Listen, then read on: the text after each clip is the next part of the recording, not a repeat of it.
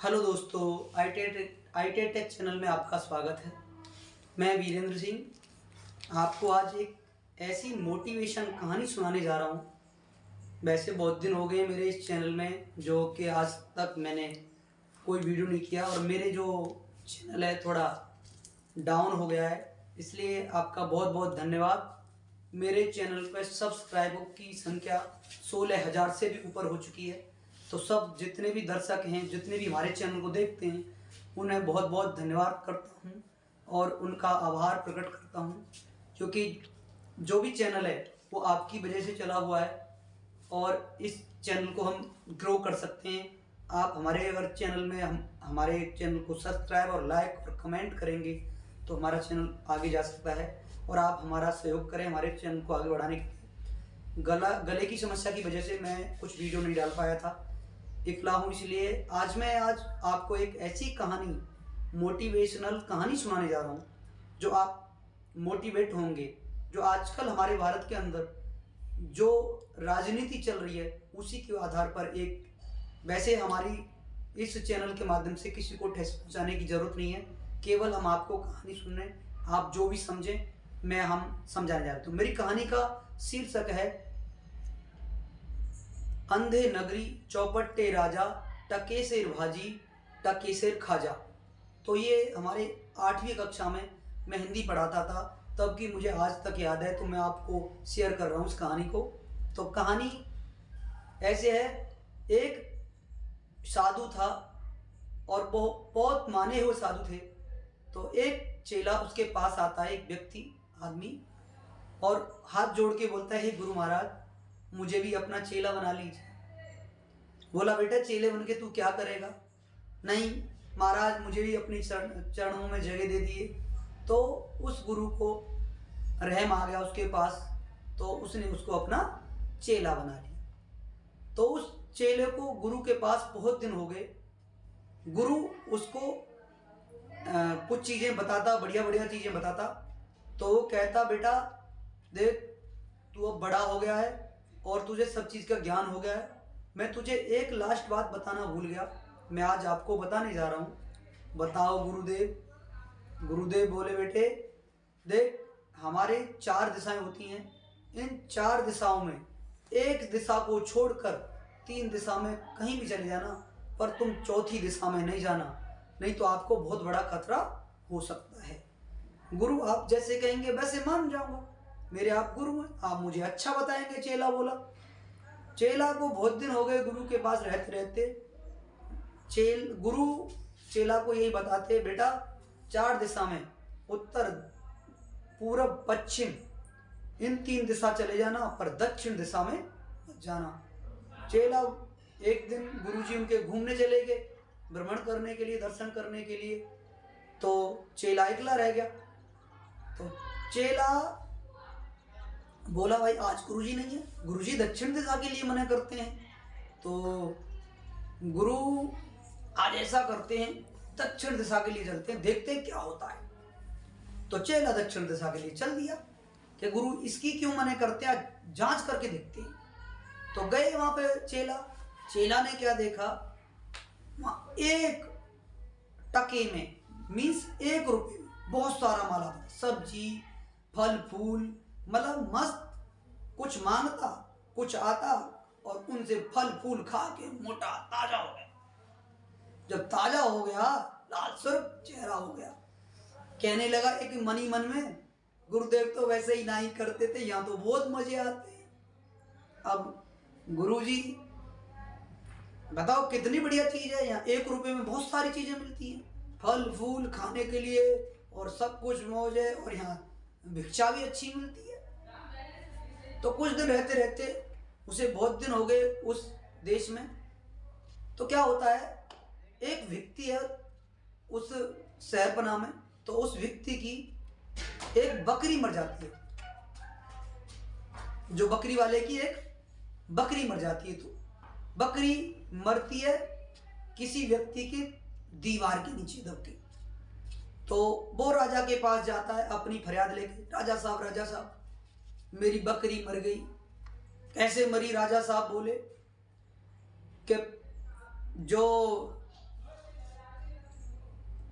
प्रेम पाले, उसकी दीवार के नीचे मेरी बकरी चल रही थी और वो दीवार गिर गई और मेरी बकरी मर गई। राजा साहब मैं बहुत गरीब आदमी हूँ, मेरा न्याय कीजिए, न्याय कीजिए। राजा साहब बोले चिंता मत करो, तुम्हारा न्याय होगा। चलो वो दीवार वाले को बुला के लाई जिसकी दीवार चीनी हुई है। बुला लिया गया उनको। हाँ भाई, तुम्हारी दीवार के नीचे ये बकरी वाले की बकरी मर गई है। बोला अच्छा बताओ। सरकार मेरी कोई गलती नहीं है, मैंने तो मिस्त्रियों से अपनी दीवार चिलवाई थी, सो उन मिस्त्रियों ने गलत चीनी होगी, इसलिए मेरा कोई कसूर नहीं, सरकार मुझे माफ करे। सरकार बोला अच्छा चलो उन मिस्त्रियों को लाया जाए, बुला के जिन्होंने दीवार चीनी। तो सैनिक गए राजा के, उन मिस्त्रियों को पकड़ के ले आए। मिस्त्री बोले हाँ भाई बताओ मिस्त्री, तुम भाई कैसे क्या नाम है, बकरी मर गई उसकी और तुमने उसकी दीवार गलत चुनी थी। बोला नहीं राजा साहब मुझे माफ करें, मेरी कोई कमी नहीं है, जो व्यक्ति था जो पानी भर के लाता था उसकी कमी है, उसने पानी गलत दिया। अच्छा चलो इसे छोड़ो, व्यक्ति को पकड़ के लाओ। तो राजा के जो हो गए सैनिक व्यक्ति को पकड़ लाए, पानी लेके आता था। हाँ रे व्यक्ति, इसकी बकरी मारी गई और तुमने पानी ऐसा दिया था दीवार में। राजा साहब मेरी कोई गलती नहीं है, जो उसमें चूना था ना वो खराब था। अच्छा चूना खराब था, चूना कहाँ से लेकर आए? दुकान से लेकर, चलो उस दुकान को लेकर, दुकानदार को लेकर आओ। उस दुकानदार को पकड़ लाए। तो क्या हुआ? हाँ भाई दुकानदार, तूने चूना ऐसा दिया, बता। महाराज मेरी कोई कमी नहीं है, मैं तो मतलब चूना फैक्ट्री वाले से लेके आता हूँ। अच्छा फैक्ट्री वाला कहाँ है? सेना भेजी, चलो जाओ फैक्ट्री वाले को। महाराज मेरी कोई कमी नहीं है। और फैक्ट्री वाला क्या था, दुबला पतला था बेचारा, अब उसमें कोई कमी निकली नहीं क्योंकि उसने भाई सीमेंट को ही बनाया। अब क्या करे? बोले चलो उसको फांसी दी जाए। तो राजा का आदेश था, सैनिक लेके चले, फांसी के फंदे पे चाप खड़ा कर दिया। अब फांसी का फंदा बड़ा था, गले में नहीं आ सकता था। तो इस प्रकार जब गले में नहीं आया फांसी का फंदा, बोला राजा साहब इसके तो फांसी का फंदा गले में आ ही नहीं रहा। बोला अच्छा चलो यार राज्य में देखो, जिसके गले में ये फांसी का फंदा उसी को फांसी लगा दिया। तो अब सैनिक भागे डोले, भागने के बाद में देखा तो वो गुरु का चेला मोटा ताजी हो रहा था, उसे पकड़ के ले आए चार बंदे। राजा साहब इसकी गर्दन मोटी, इसके फंदे आ जाए। अच्छा लाओ, खड़ा कर दिया जी। अब फांसी का फंदा डाल दिया, बिल्कुल फिट आया। अब तो रोने लगा गुरु का चेला, हे बाबा मुझे बचा लो, हे गुरु मुझे बचा लो, ये तो मुझे मार देंगे, तुम सही कहते थे कि मुझे दक्षिण दिशा में नहीं आना है। तो अब क्या हुआ? बोला भाई, राजा बोला बताओ आखिरी इच्छा क्या है तुम्हारी? बोला महाराज मेरी आखिरी इच्छा यही है कि मेरे गुरु को दर्शन करवा दो, मेरे गुरु को बुला दो। अच्छा तो राजा ने भेजा, कहाँ है तेरे गुरु? कि फलाने देश में जाके भेजे। राजा की सैनिक उसे पकड़ के ले आए। भाई तेरा चेला याद कर रहा है और ऐसे ऐसे। बोला भाई हमारा गुरु, भाई चेला हमारा भाई परिस्थिति में, चलो बचा के लाते। गुरुजी आ गए। अब गुरुजी बोले फांसी का फंदा पड़ा हुआ था, चेला भाई मुझे चेले से बात कर ले, तुम सब अलग हट जाओ। तो वो सब हटा दिए।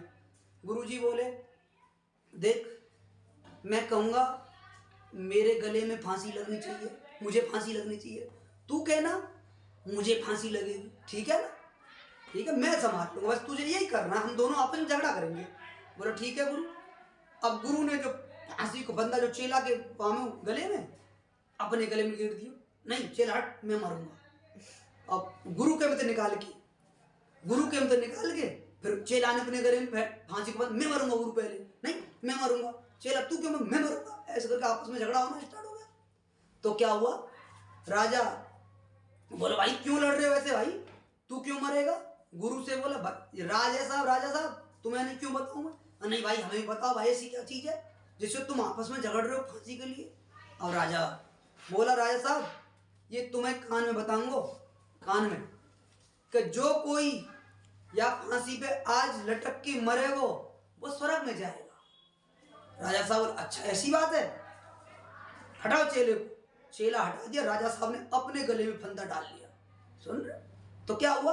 उसे फांसी लगा दी राजा। तो एंड क्या हुआ, राजा ही खुद फांसी पे चढ़ के मर गया और दोनों गुरु चेला चलो जहां जान बचा के भाग लो, तो भगे आए। तो भैया जैसा राजा वैसी प्रजा। जब इस कहानी का नाम पड़ा अंधे नगरी चौपट्टे राजा टके सिर भाजी टके सिर खाजा, इस कहानी का एंड है, इसमें आप देख सकते हो। तो हमारे चैनल को सब्सक्राइब करना ना भूलें, लाइक कमेंट और शेयर भी करें। बहुत बहुत धन्यवाद। हमारी कहानी अच्छी लगी हो तो आप शेयर भी करें, कमेंट भी करें। थैंक यू, धन्यवाद।